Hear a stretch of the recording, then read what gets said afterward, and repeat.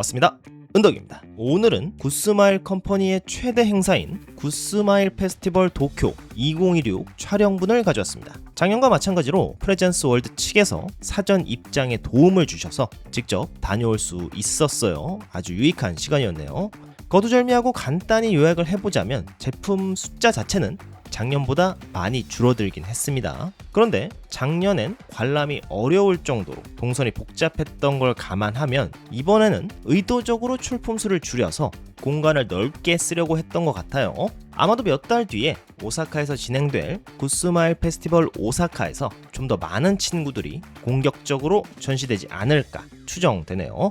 입구를 들어서면 굿스마일 페스티벌 로고가 보이고 통로 좌우에 이미 출시된 제품들 위주로 전시가 되어 있어 관람객들에게 어필하기 위한 느낌으로 연출되어 있습니다. 그리고 첫 코너를 돌면 이렇게 제품의 패키징, 그러니까 제품 박스들도 전시되어 있습니다. 이런 패키징을 한다라는 걸 보여주려는 목적 같네요. 전시회장은 총 3층으로 1층, 지하 1층, 2층 순서로 작년과 동일한 동선으로 관람을 하게 됩니다. 1층 전시장은 동선이 완전히 개선되어서 중앙에 넓은 공간이 나오는데 이거 정말 잘한 것 같습니다. 1층의 메인 아이템은 랜도로이드와 팝업 퍼레이드입니다. 여기서 저는 이번 신제품인 오스칼이 눈에 들어오더라고요. 폴리곤처럼 표현된 소닉도 신선했습니다. 사이드 벽면에는 랜도로이드를 전시해놨는데 나름 카테고리화해서 배치를 해놨는지 불편하지 않았고 배경으로 랜도로이드를 이용한 설정 노름을 하는 사진이 여럿 보였습니다. 작년처럼 모든 랜도를 다 때려박는 느낌은 아니었지만 그래도 적지 않은 랜도로이드가 전시되어 있었고 주종목이 아니다 보니 저는 아주 일부만 촬영을 해봤습니다. 코지마 감독도 랜도로이드로 나오는 모양이네요.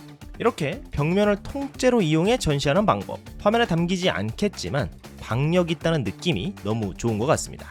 그 옆에는 큰 턴테이블을 활용해 전시했는데 랜도 친구들이 계속 움직이는 것처럼 보이다 보니 좁은 공간에서 많은 랜도를 보여줄 수 있는 아주 효과적인 전시 방법이었다고 느껴졌습니다. 저도 기억해놨다가 나중에 촬영 스킬에 이용해 봐야겠네요. 그리고 안쪽에 전시된 것들 중 눈에 들어오는 팝업 제품이 몇 있어서 보여드리고 넘어갈게요. 알베도 팝업 퍼레이드 L이죠. 이 알베도는 얼굴이 드러나 있는 피규어가 원본입니다. 판매량이 좋았는지 재판까지 진행되었는데 이 행사장에서 투구로 얼굴을 가린 모습을 현장 판매하고 있었습니다. 그래서 저도 프리랜 랜드와 같이 하나 구매해 왔는데 아마 이 제품들은 시간이 좀 지나면 국내에서도 판매를 진행할 겁니다.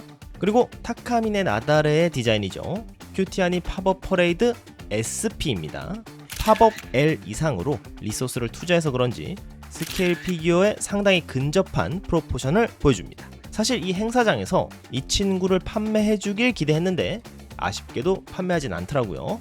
그리고 그 옆에 히트맨 리본 팝업 퍼레이드 SP 불꽃 이펙트가 있어서 나름 유니크한 느낌이었습니다. 그리고 그 옆에 팝업 퍼레이드 시리즈의 장점을 또 알 수 있었죠.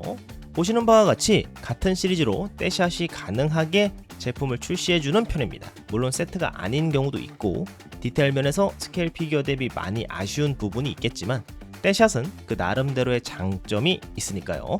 1층은 여기까지였고요. 지하 1층으로 이동해 보겠습니다. 지하 1층부터는 드디어 스케일 피규어가 등장합니다. 들어서자마자 미쿠 실루엣이 반겨주는데 처음 나오는 스케일 피규어도 미쿠입니다. 연식이 좀 된 모형 같지만 첫 번째로 전시해둔 만큼 나름 의미가 있겠죠. 그 옆 벽면에는 시그니처 클래스라고 적혀있는데 가격대가 있는 고급 스케일 피규어들을 지칭하는 말인 것 같습니다. 행성 사쿠라, 액자 사쿠라, 악기날개 미쿠, 여신 미쿠까지 이미 출시된 평가가 좋은 제품들이 한 칸씩 차지하고 있네요.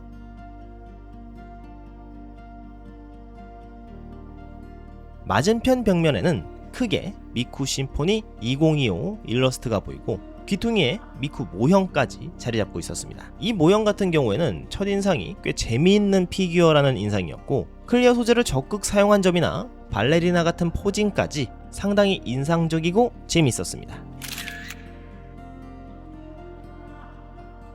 중앙에는 미쿠 동상이 있는데 작년에도 미쿠를 가지고 동상을 만들었었거든요. 아마 매년 미쿠 중에 하나를 골라서 동상으로 제작할 예정인가 봅니다. 그리고 측면에는 신제품 미쿠 피규어가 몇 종류 있는데 가장 왼쪽에 위치해 있는 미쿠는 채색 전 모형임에도 디테일 정보량이 매우 풍성하다는 게 느껴졌습니다. 심포니 10주년을 기념하는 미쿠라 힘을 좀 줬나 보네요.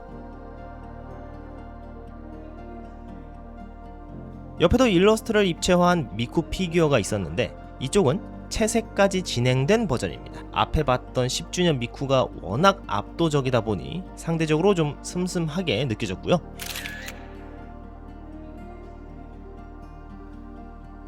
그 옆에 있는 유카타 미쿠까지가 이번 신제품 미쿠인가 봅니다.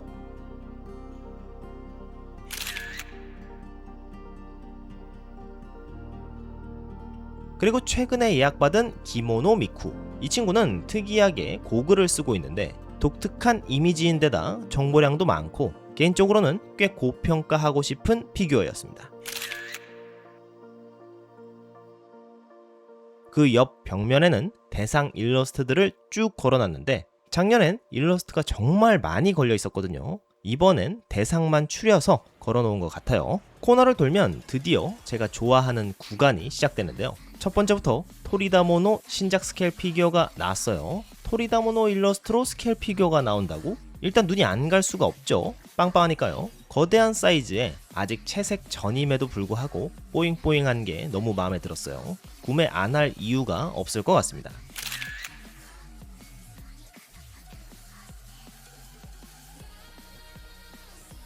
옆에 있던 또 다른 신작 피규어는 솔직히 말해서 제 취향도 아니었고 너무 과하다는 느낌이었습니다. 이걸 입체화한다고 싶을 정도로 부담스러웠습니다.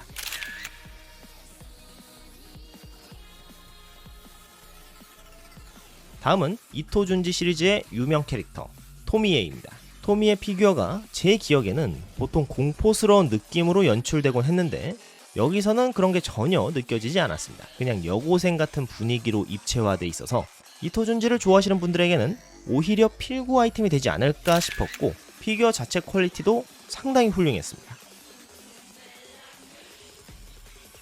이제 그 옆으로 카드캡터 사쿠라 코너가 나오는데 행성 사쿠라와 액자 사쿠라는 이미 앞에서 봤던 거고 신제품은 사쿠라와 캐로가 같이 입체화된 피규어예요.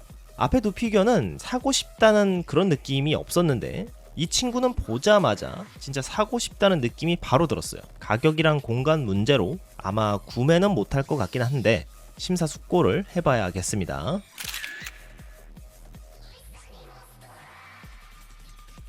그리고 맞은편에 커버즈라는 기획 코너가 있습니다. 완전 오리지널이 아닌 기존의 애니메이션 작품을 유명 작가가 새로 그린 일러스트로 피규어를 제작하는 것이죠.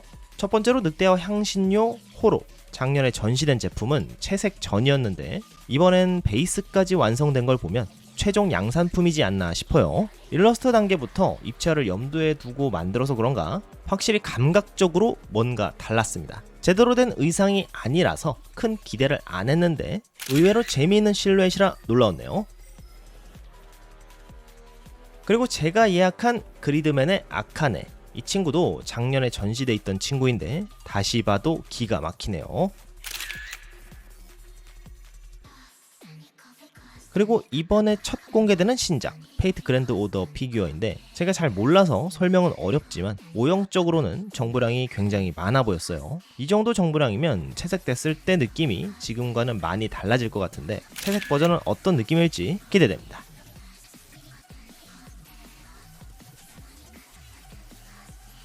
그리고 약사의 혼잣말, 드디어 가격대가 있는 스케일 피규어로 이 친구가 나오네요. 약사의 혼잣말 피규어가 이렇게 고급 스케일 피규어로는 이번이 처음이에요. 벽면에 일러스트만 있고 아직 실물은 없지만 그림만 봐도 아주 훌륭한 모형으로 출시될 것 같습니다. 다음은 굿스마일 맥스팩토리의 신작 피규어가 전시되어 있었습니다. 유카는 이미 출시된 피규어고 그 옆에 학생회 멤버 중 한 명인 노아가 서 있습니다. 유카가 단독으로 끝날 거라고는 생각하지 않았는데 이렇게 세트처럼 보이게 만들어줄 줄은 몰랐네요. 아주 마음에 들고요. 역시 검스는 어지간하면 실패하지 않는 것 같습니다. 밀레니엄 친구니까 저는 아마 구매를 할 것 같네요. 그 옆 칸에는 역시나 밀레니엄 친구죠. 역동적인 포징의 네루. 저는 당연히 예약을 했고요. 중요한 건 그 옆에 있는 아리스죠. 네, 기가 막힙니다. 네로를 보면 굉장히 역동적이고 공간을 많이 차지할 것 같다는 느낌의 단독 전시 사양일 줄 알았는데 이렇게 아리스를 세트로 만들어줄 줄은 예상 못했습니다. 아주 어메이징하네요. 구스마일 폼이 정말 매우 높아진 것 같습니다. 그 옆에는 블루 아카이브의 키사키, 의자에 불편하게 앉아있는 자세네요.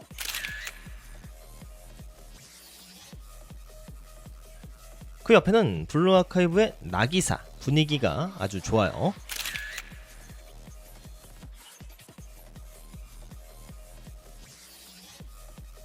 그 옆에는 블루 아카이브의 에이미와 카요코. 네, 제 스타일은 아닙니다.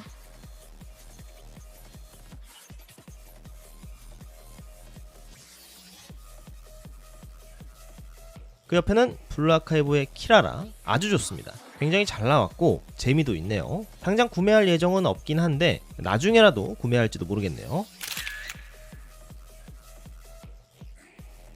이건 프라모델입니다. 구스마일에서 총력전 보스를 프라모델 시리즈로 제작해 주려는 것 같습니다. 일단은 느낌상 그렇네요. 퀄리티도 나쁘지 않을 것 같아요. 다음은 홀로라이브의 사쿠라 미코. 피규어는 확실히 잘 나왔는데 누군지 몰라요.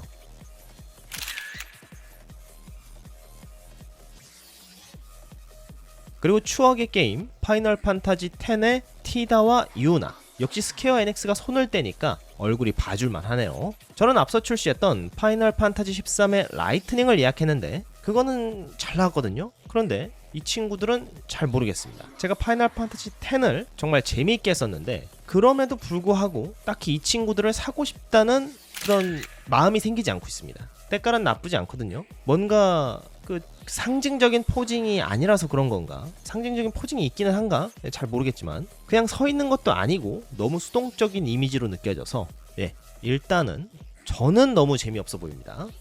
자, 다음은 패배 히로인이 너무 많아의 야나미 안나. 수영복이라 정보량이 그리 높진 않음에도 굉장히 재미있게 나왔습니다. 제가 아까 파이널 판타지 티다와 유나가 재미없다고 했었죠. 이런 포징이 재미있는 거거든요. 저는 수영복을 그다지 구매하지는 않는 편이지만 이런 피규어는 적극 추천하고 싶습니다. 실제로 보면 아마 굉장히 재미있을 거예요. 다음은 모노가타리 시리즈의 오시노 시노부. 일단 이 모습은 제 취향이 아니긴 한데 모형 자체는 꽤나 재미있게 뽑혔습니다. 나쁘지 않아요.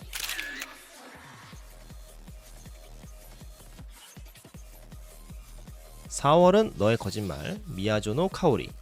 딱히 흥미롭지 않았어요.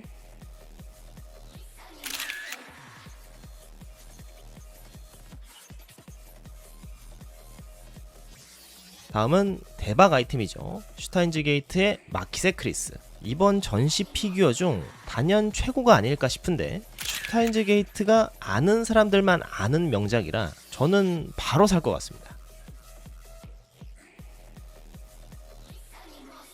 네, 청춘 어쩌고. 그렇습니다. 네, 알록달록. 그렇습니다.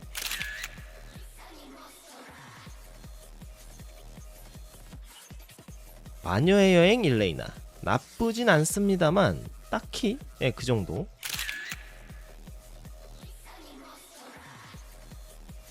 이 친구도 상당한 킥이었습니다. 스노우 브레이크의 이젤 구스타프. 일단 포징부터 아주 재미있죠. 그리고 구성도 재밌습니다. 의자 위에 고양이가 있고 측면에 녹색 가방을 메고 있어요. 책걸상도 옛날 학교에서 쓰던 아이템이고 저도 저 책걸상을 썼었는데 그렇습니다. 아주 재밌습니다. 마지막은 빅히트 아이템이죠. 트리컬의 스피키. 옆에 도로롱도 보이는데 두 제품은 체급이 그냥 달라요. 스피키가 압도적입니다. 디테일도 훨씬 좋고요. 뭔가 힘이 느껴져요. 감각적이라는 이야기죠. 많이 팔릴 것 같습니다.